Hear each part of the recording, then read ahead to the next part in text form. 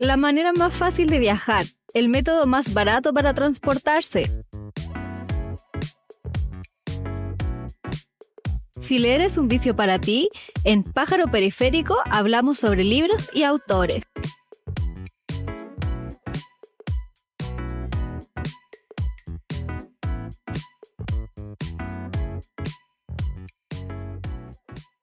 Hola, hola, ¿cómo están? Bienvenidos a un nuevo episodio de este podcast llamado Pájaro Periférico. Les habla Lorena Huerta, como siempre. El día de hoy me acompaña un autor nuevo, el autor de Noches de Medianoche, Álvaro Blake. ¿Cómo estás? Hola, muy bien, ¿y tú? Bien. Yo hace tiempo venía siguiéndote la pista. ¿Tú has publicado libros antes? Sí, Y vos publicaste un libro con los libros de La Mujer Rota Sí. y también otro con Planeta. sí. De distintos temas, ese me llamó la atención. ¿De qué? De distintos temas. Ah, sí, sí, sí. Como que todo lo que has publicado ha sido como por distintas editoriales, distintos géneros. Entonces quería preguntarte primero por eso, cómo ha sido para ti ese camino como autoral. Sí, o sea que el primer libro, Discurso de la Juventud Contemporánea, fue no sé si un impulso, pero sí fue bastante rápido en la creación, en la edición, publicación, y de alguna manera yo no sabía muy bien, o sea, entendía obviamente lo que estaba haciendo, pero yo era bastante ajeno al mundo del libro hasta ese momento, entonces tampoco tenía una idea muy clara de cómo tenía que ser una carrera literaria o autoral, y que creo que eso de alguna manera le dio cierta como frescura quizás al libro también, como sin muchas pretensiones y siendo quizás honesto en la propuesta y en la escritura misma. O sea, no digo que hayan libros que no sean honestos, sino que fue sin tanta reflexión ni pensar mucho en consecuencias. Y por suerte fue un buen resultado que le tengo mucho cariño y que al final de alguna manera me lleva hasta donde estamos ahora, porque fue como el puntapié para decir, bueno, quizás sigo en esto hasta donde se pueda. Claro. Y también era muy joven. ¿Qué edad tenías cuando lo publicaste? Tenía 24 años. Sí, era súper joven. Sí. Y también la editorial, los libros de La Mujer Rota. Estaba empezando. Sí, pues fuiste uno de los primeros de su catálogo. Sí. Mira qué coincidencia. Y que bueno, y después ver todo lo que recorrió la editorial también, fue como mirándolo en perspectiva, increíble que además haya sido un proyecto de editorial que todavía sigue existiendo, que ha sido exitoso en cuanto a una edición independiente. Así que nada, como que de alguna manera me genera orgullo y también un poco como, bueno, y ahora en el 2026, ¿qué sigo haciendo? Sí, pues los dos como que estaban partiendo de algún modo como editorial y autor. Sí. Y también algo que te comenté antes es que, bueno, tú también vienes como de una familia que está relacionada con las letras. Tu hermano es periodista y también tu cuñada publicó un libro. Sí. ¿Cómo ha sido también para ti ese ambiente, crecer cerca de eso? Bueno, la Nori llegó cuando yo estaba yo adulto, imagino, a tu familia. Sí. Pero igual como que deben influir en tu proceso también como autor. Sí, o sea, bueno, mi hermano Cristóbal Blake de alguna manera me incentivó a la lectura, sobre todo. Él partió antes que yo leyendo y me regalaba libros o me mostraba lecturas y a partir de ahí me fui entusiasmando, porque tenía un poco esa intención creativa, digamos, a un nivel muy general, incluso como lúdica, de estar jugando y creando cosas en la casa. Y yo sentía, se me hacía cómodo, me gustaba que esa creación fuera a partir de la escritura, porque era más no sé, como empezar a pensar ficción o incluso tuve algunos intentos de cómics. En algún momento hice algunas viñetas. Y eso como de alguna manera este ambiente, si se quiere, claro, como que después se va potenciando hasta hoy día de comentarse lecturas, de hacer de hablar de ciertos textos, de ciertas ideas que podemos ir teniendo. Y a la vez también me ayudó porque la Nori fue la que diagramó, hizo el diseño interior del libro, que ella también es diseñadora, así que también fue usufructé un poco de esa relación y de esa experiencia que ella tiene. Qué entretenido para tu familia tener como igual el catálogo de los libros hechos por ustedes. Sí, o sea, como que se vuelve interesante y también es como un poco, bueno, y en qué, cuando nos volvemos a ver, como, y en qué está ahí, cómo te ha ido, va avanzando, en qué pasa con esto, habla con esta editorial, lo que sé yo. Entonces como que se va potenciando ahí la bola de nieve, lo que vamos haciendo, la creación como que se va incentivando, se va potenciando. Súper. Y ya sobre Noches de Medianoche, yo acá tengo uno de los fanzines que se repartió en el GAM, entonces te quería preguntar cómo nació esa decisión y qué pasó cuando la gente empezó a llegar a buscarlo, ¿cómo te decía? Sí, mira, yo estaba haciendo un máster de creación literaria en Barcelona del 2023 al 2024. Volví junto con mi señora, volvimos a Santiago a fines del 2024 y a comienzos del año pasado, 2025, yo seguía con mi proyecto de novela, que la empecé a trabajar en el máster, todavía lo estoy avanzando a poder terminarla. Pero de alguna manera estaba un poco entrampado porque la novela te exige cierto ser una escritura más bien funcional, sobre todo en una segunda mitad de la escritura, que es cuando ya hay que empezar a pensar en cerrar cosas, en unir algunos cabos, no todo, pero sí que se acerca a alguna resolución. Y entonces ya no, si empiezas a expandir un mundo, después ya tienes que empezar a cerrarlo de alguna manera. No hay que cerrar todo necesariamente, pero eso me estaba costando, como tenía el proyecto y está todo puesto sobre la mesa, pero no sabía muy bien hacia dónde tenía que seguir avanzando, y se me hizo como necesario, casi urgente, como escribir algo que fuera totalmente ajeno a eso. Y tenía la idea de escribir algo que apostara 100% al humor. Me pasó que yo iba arriba de una micro y dos hombres jóvenes de, no sé, menos de 25 años y más de 22, no sé, por ahí. Conversaban de que les gustaría que Edo Caro estuviera en el Festival de Viña, porque es un humorista que dice las cosas sin pelo en la lengua. Esto antes de que estuviera en Viña. Claro, o sea, creo que ya había estado, Sí. no sé, creo que estuvo el año pasado. Sí, ¿Puede ser? hace poco. Entonces, claro, antes de que o ellos estaban expectantes quizás por la rutina de él, porque iba a decir, él dice las verdades también, y un poco eso. La verdad en cuanto a que, no sé, cosas políticas, sociales, etc. Como ese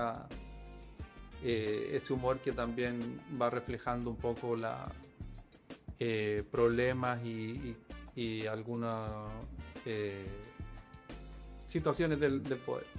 Y me pareció interesante esa reflexión porque yo pensaba, bueno, que está bien, está perfecto que exista ese humor, pero también yo pensaba como, bueno, a mí en general me gusta ese humor, pero me gusta más de repente cuando hay una expresión de humor como por el quizás solo hecho de hacer humor. O sea, solo buscando la comicidad o probando cosas sin ¿Crítica social tanto? o sea, sin tener un mensaje detrás, sin ser una herramienta para Claro. lograr algo, sino que sea solo el humor. Porque lo que se acusa hoy en día a veces a ciertos comediantes, pues, como que son, oye, creo que algo muy de Twitter, como esta persona es como... O no ha dicho nada sobre esto, Sí. o muy blanco, no. Claro. Claro, sí. Que yo siento que eso no está mal per se. O sea, obviamente el humor ha sido una herramienta históricamente que ataca al poder y al poder en varios sentidos, o sea, económico, político, etcétera. Y que está bien que así sea y lo aplaudo y ojalá siga siendo así para siempre, digamos. Pero también hay una faceta del humor que a mí me fascina, que es como, bueno, de qué manera se puede generar humor o cuáles son las cosas que nos van generando humor porque es humor per se, digamos.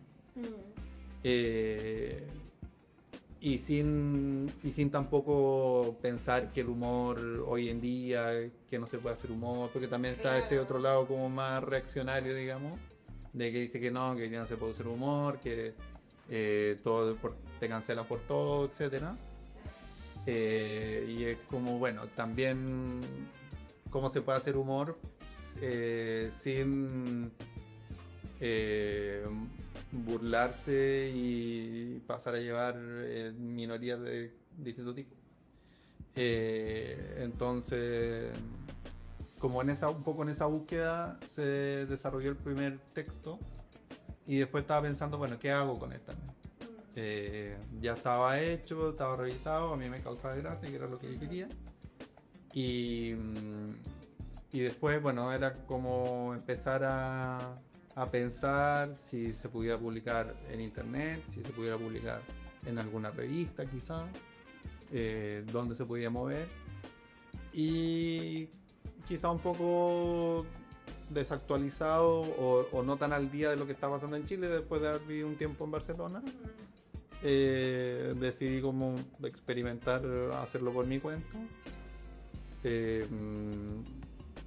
Tenía contactos con la librería del GAM, una persona que trabaja ahí que también me comentaba que le gustaría que la librería se estuviera moviendo un poquito más. O sea, no es que no se mueva, sino que expandiera las propuestas que estaba teniendo, ir un paso más allá. Y así que nada, como ahí congeniamos bien para que se pudiera, para que lo recibieran. Y también, bueno, fue la decisión de que se entregara físicamente porque salir un poquito de internet, salir un poco de lo digital, y me gustaba la idea de que los fanzines estuvieran moviéndose Claro, por la se ciudad van- de alguna manera. Sí, puede ser Poco. también como objeto de colección. Claro. Y como quizá una idea un poco utópica de que el fanzine se iba a estar como recorriendo la ciudad a partir de que la gente lo pudiera sacar de la librería del campo. Entonces se juntaron estas cosas. Yo mismo lo diagramaba, mi hermano, otro hermano, Aníbal, que es artista, que es ilustrador también, le pedí que me pudiera hacer las portadas, o bueno, la primera portada en ese momento. Y así se lanzó, pero igual cuando ya lo lancé, el primero, ya tenía escrito el 2, el 3, el 2 y ya estaban en proceso de impresión también. O sea, ya lo estaba viendo que era algo que iba a tener por lo menos 3, 4 números, y yo quería que tenga lo más que se pueda. Igual también un proceso de aprendizaje de impresión, diagramación. Sí, claro, todo lo que maquetación. sí, es interesante también eso, como todo lo que implica, no sé, elegir el tipo de papel, conocer eso, Claro, como darse cuenta también de todo el trabajo que hay detrás, de que una persona que me lo editaba o me lo revisaba, después ir a diagramarlo para que pudiera funcionar, de que se abriera así, estuviera, después imprimirlo y alguien que lo cortara y lo corquiteara, después haber pasado a buscarlo y después que el fanzine en sí mismo estuviera en un lugar donde se pudiera distribuir, como todos esos pasos que igual son los que vive cualquier libro, digamos. Obviamente esto en una escala más chica, pero era interesante estar ahí pendiente y haciendo que pase cada uno de ellos. Es súper interesante aprender ese proceso. Sí.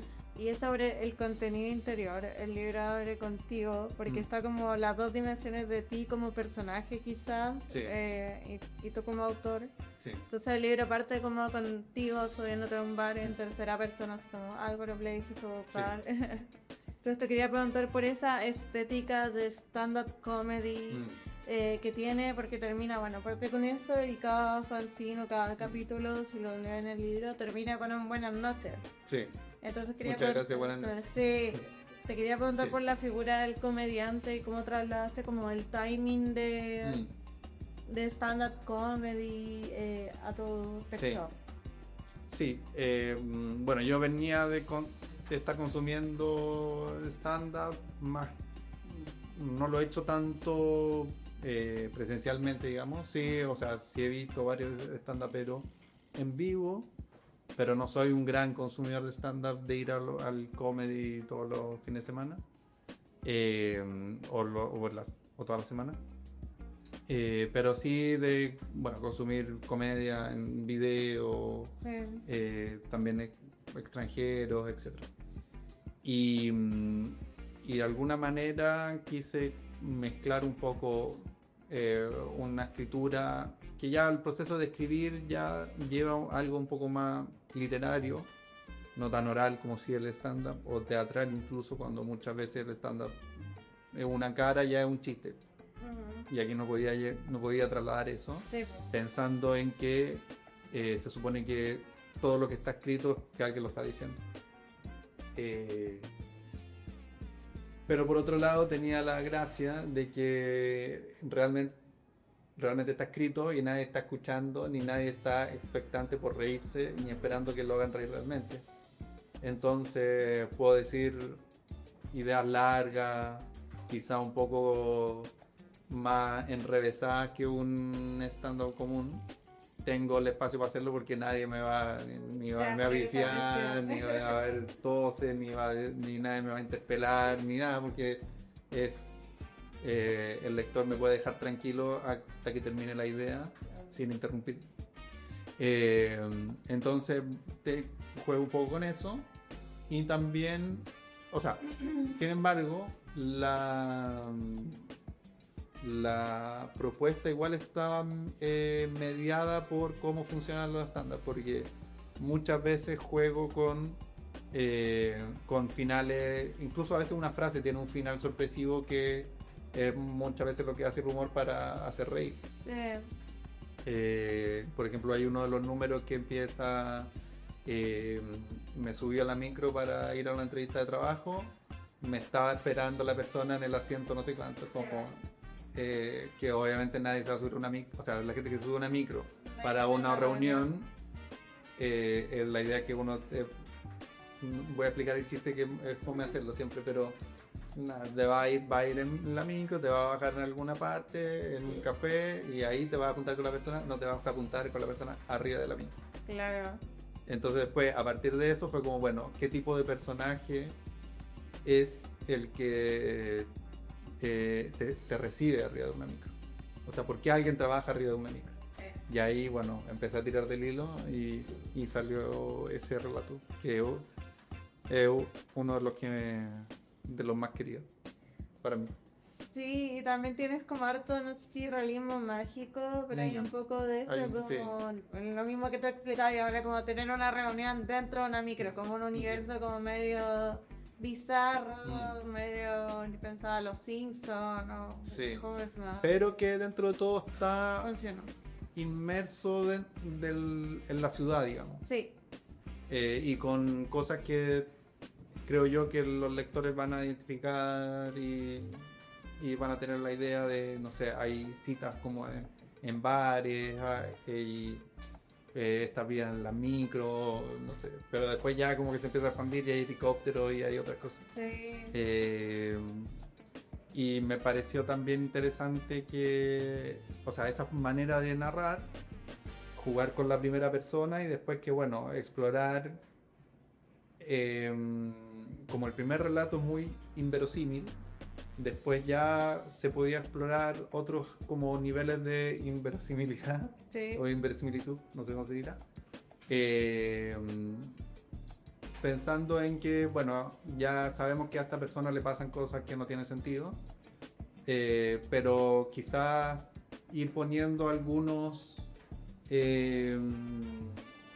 contextos realistas para que de repente la gente diga, ya, pero a ver, quizás a Álvaro Ley le pasó algo un poquito, Sí.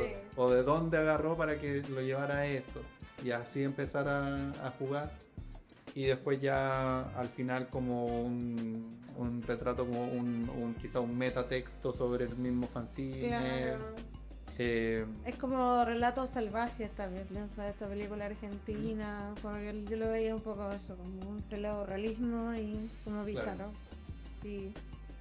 Pero está interesante eso como de proponer tu propio nombre para la historia. sí, o sea que bueno, he estado jugando un poco con eso. El libro en Planeta también tiene yo soy el protagonista y hay cosas también medias inverosímiles, o no sé si inverosímiles, pero ficción, evidentemente ficción, que pasan ahí en el libro. Y entonces como que me parece interesante ese juego de decir, no, pues sí, soy yo el que estoy aquí contándole lo que pasó, pero que están pasando cosas que no, imposible que me vaya a pasar hoy. O sea, que no sé, que mi gato me lave con un cepillo la espalda. Pero el hecho de que yo sea el que lo estoy contando como que también da como un manto de ya, a ver, pero como que te pone un poquito en ese ambiente algo realista, y que siento yo que juega bien para crear como un poco de realidad, y que la gente, o el lector más bien, se involucre más en la historia, pensando si realmente le está pasando lo que está pasando. Ujú. Y algo que te quería preguntar un poco, si tienes referentes de comedia, porque mencionaste que ves stand-up comedy, no, quizás no tanto en persona, pero sí en videos. ¿Qué referentes tienes en comedia o stand-uperos que te gusten? Siento... O referencias influyentes. Sí. Hay o sea que estoy pensando como distintos niveles de influencia. Porque una serie que me marcó mucho, una serie audiovisual, digamos, es una que se llama Louis, que es de un comediante norteamericano que estaba funado y que después, bueno, estaba todo su catálogo en Netflix y le bajaron todo. Ah, qué bien. Louis C.K. se llama, que tiene una serie que se llama Louis, y que bueno, ahí también juega un poco. De hecho, hay mucho de Louis en Noches de Medianoche, porque él hace de sí mismo, tipo Seinfeld, un comediante de stand-up que vive en Nueva York y hace de sí mismo, pero exagera mucho los puntos. O sea, en general es una serie de comedia, pero que es consciente de que lo que te está mostrando es ficción. Entonces exagera algunos puntos que a veces es una exageración fuerte, digamos, más extrema, y otras veces son más sutiles. En el primer capítulo tiene una cita que sale todo mal, y en un momento con la mujer que está teniendo la cita se aburre, se va caminando, toma un helicóptero que había estacionado como afuera de un café en la ventana de la ciudad, toma el helicóptero y el helicóptero se va volando, y no sé, casi que le hace como chao. Y obviamente eso no pasó en la realidad. Entonces es como, bueno, si en verdad te estoy presentando una producción audiovisual que yo puedo hacer lo que quiera, da lo mismo que sea real o no. Y así con otro, o sea, siempre tiene una hermana y cada vez que aparece la hermana es una actriz distinta, con distinta edad. Entonces también es como no está esa preocupación de continuidad y siento que mis textos tienen mucho de eso, porque si bien hay un par de guiños de cierta continuidad, en verdad no tiene ningún sentido. O sea, en algunos momentos vive fuera de Chile, después vuelve a estar en Chile, tiene una pareja, después no la tiene. O sea, no... le pasan demasiadas cosas, cada capítulo pasa una cosa totalmente distinta y hace algo totalmente distinto a lo que había hecho en la vez anterior. Entonces, como siento que esa serie hace una gran, incluso inconscientemente, ha sido una influencia muy grande. Y en cuanto a literatura, hay cierto...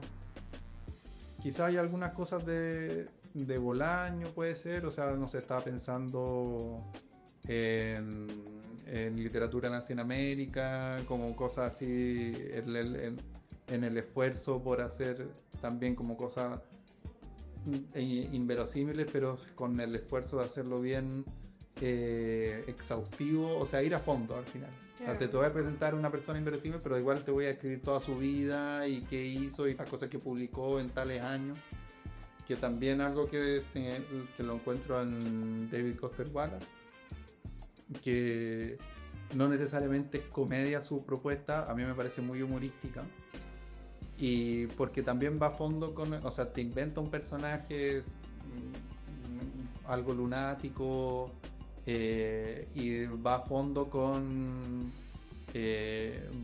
eso, y como esa exhaustividad de crear un personaje y de inventarle toda una vida hacia atrás de locura y de situaciones cómicas, de creando este personaje tan complejo con todos estos detalles cómicos. Se me hizo muy apasionante cuando lo leí, y que de alguna manera quería, no sé, quizás en algunas descripciones de personajes que no describo mucho, porque en una narración tipo stand-up no es muy descriptiva, pero sí como intentar, no sé, el personaje que trabaja en una micro, como intentar darle harta textura. Después estaba pensando en otro personaje de Noches. El de Excel. El del Excel, claro, el personaje que crea el Excel, o sea, que crea un grupo de WhatsApp a partir de un error de Excel. Me gustó mucho ese tía. Bueno.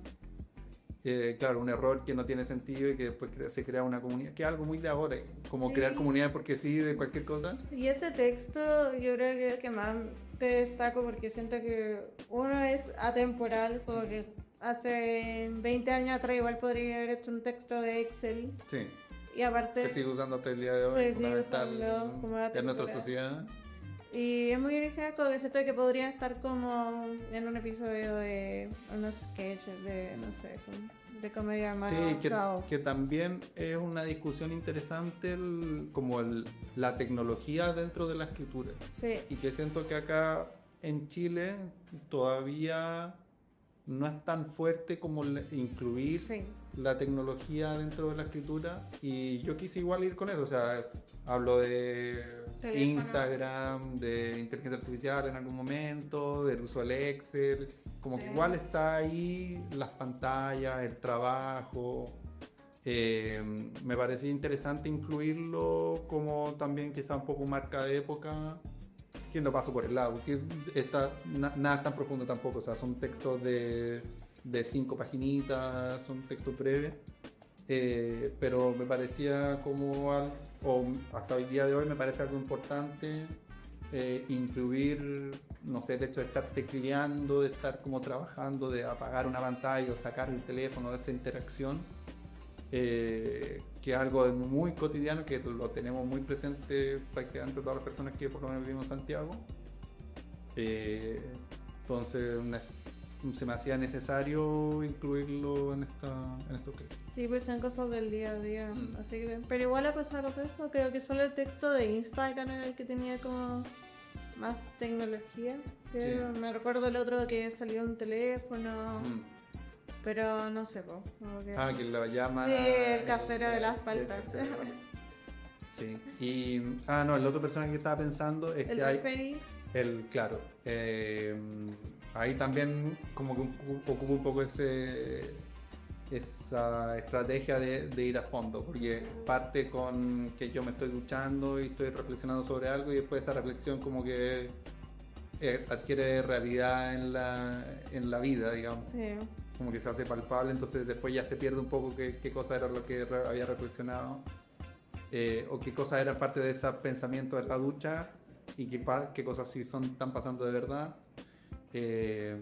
Entonces como que también ahí voy como rescatando estos autores que te mencioné, como de personas que de repente abren una puerta y van a fondo con eso.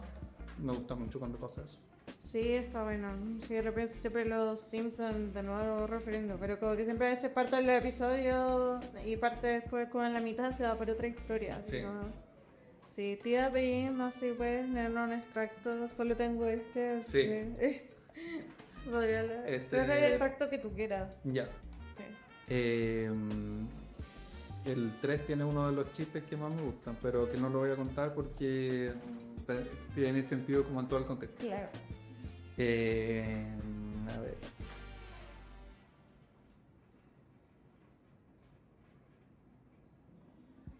A ver.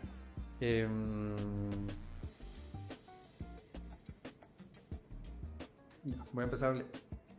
Para resolverlo le propuse que fuéramos por el bar preguntando quién era más bonito. Pero me dijo que no creía en la democracia. Gallina. Le dije no te atreví porque sabéis que vaya a perderte. Yo creo en la cachipuncracia, me dijo. ¿En la qué? La cachipuncracia, el sistema político de Villarrica. Así es como eligen al alcalde. ¿Cómo?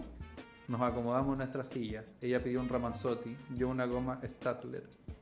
Mira, me dijo, el fin de semana antes de que cierren las inscripciones para alcalde se hace el gran torneo de cachipún, donde participan todos los villarricenses y el que gana se transforma en el alcalde. Así de simple, me dijo, y se tomó un sorbo de su Ramazzotti. Me estáis weando, le dije mientras borraba una raya de la pismina con mi goma Statler. Ah, qué placer. Me contó que en 1552, cuando se fundó Villarrica, desde el virreinato del Perú designaron al Rigoberto Narváez como corregidor. Pero el fundador había sido Jerónimo Alderete y él decía que no iba a soltar el cargo. Uno de los mapuches que estaba ahí ya veía que lo harían pelear y morir en vano por alguno de los dos, entonces le dijo, ¿y por qué no lo echan al cachipún? Explicó las reglas y ganó el Narváez. Pero como todos querían que ganara Alderete, les dijo, oigan, pero era el mejor de tres. Y ahí ganó el Jerónimo Alderete. Narváez no lo aceptó y desenfundó su espada. Pelearon y cuando el Narváez le iba a dar la estocada final, el Alderete ¡pum! Se protegió por una roca que tomó del suelo y la espada se rompió. Simbólicamente la piedra le volvió a ganar la tijera. Así que de ahí en adelante la autoridad se elige con un torneo de cachipún en el cual al día de hoy participan más de 50.000 personas. Yo estuve en la última, me dijo mi cita. La animó el Juan Guillermo Vivado con los pimpineros en el cierre. Cuando entra a la competencia te reciben con papel picado. También con piedra y tijeras picadas y eso le hizo una herida en la cabeza. Pero es normal y me mostró un montón de cicatrices que tenía en la frente. Muchas gracias. Ese era el chiste que más me gusta. Sí, sí, estaba bueno también todo el texto. Mis papás viven en Villarrica, entonces cuando lo leí, fue ¿en como... serio? Sí.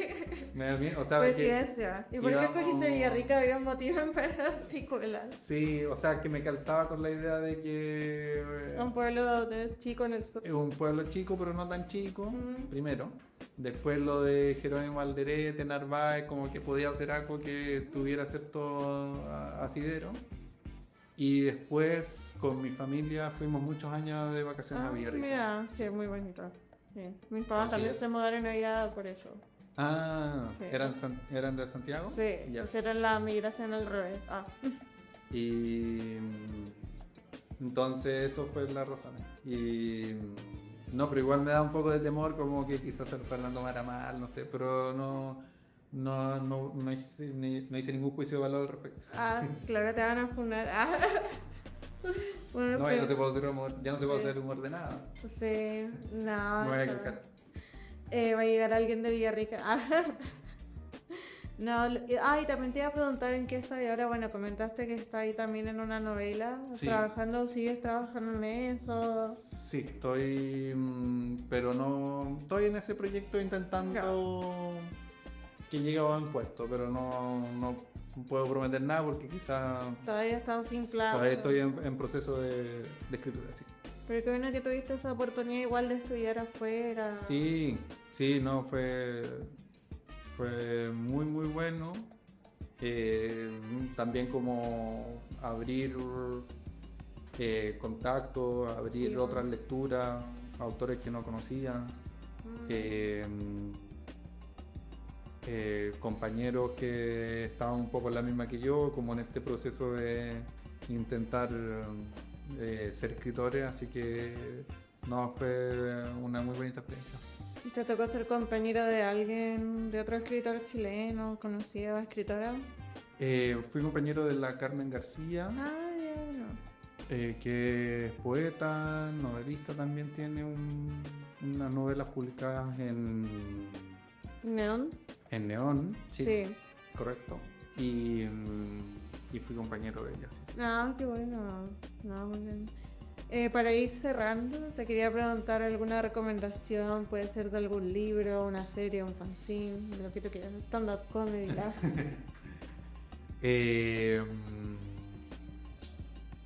A ver, ¿qué puede ser?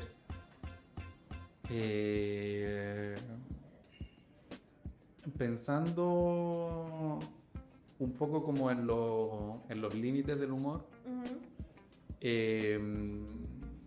vi una serie hace no tanto que se llama The Chair Company, que es de HBO, que no me acuerdo ahora exactamente el actor que es el protagonista, que también es como productor y creador de la Me serie. encanta esa serie.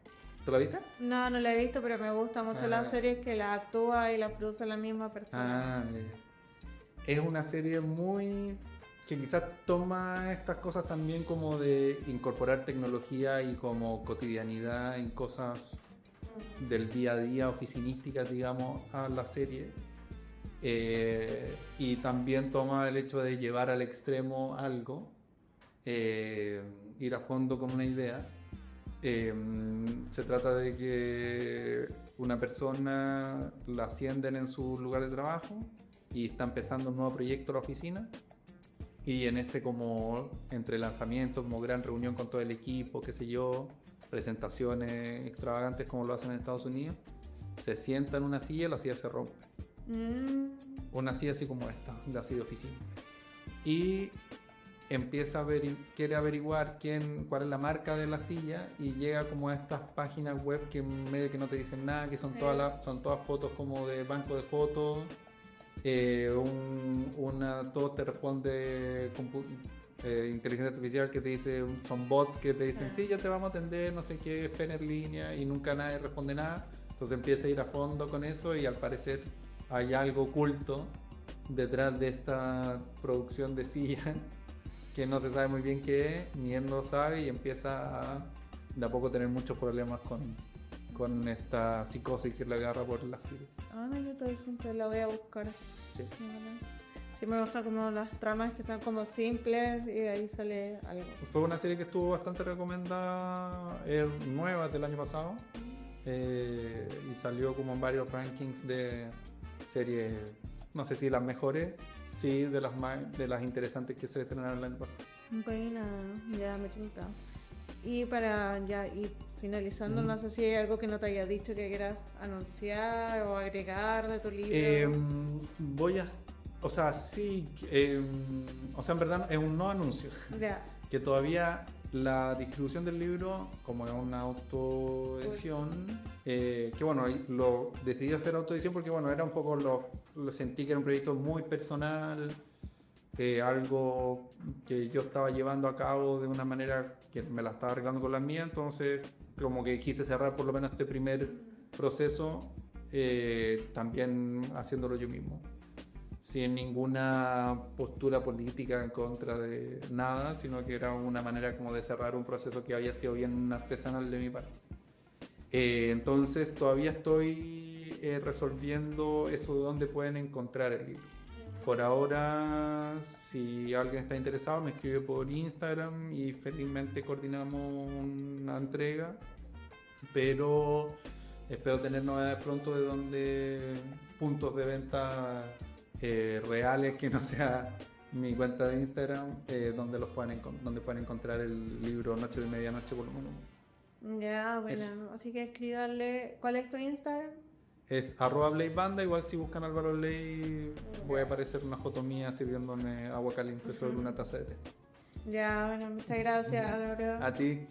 Recuerden ahí comentar, seguir. Así que eso, nos estamos viendo. Hasta la próxima. Chao.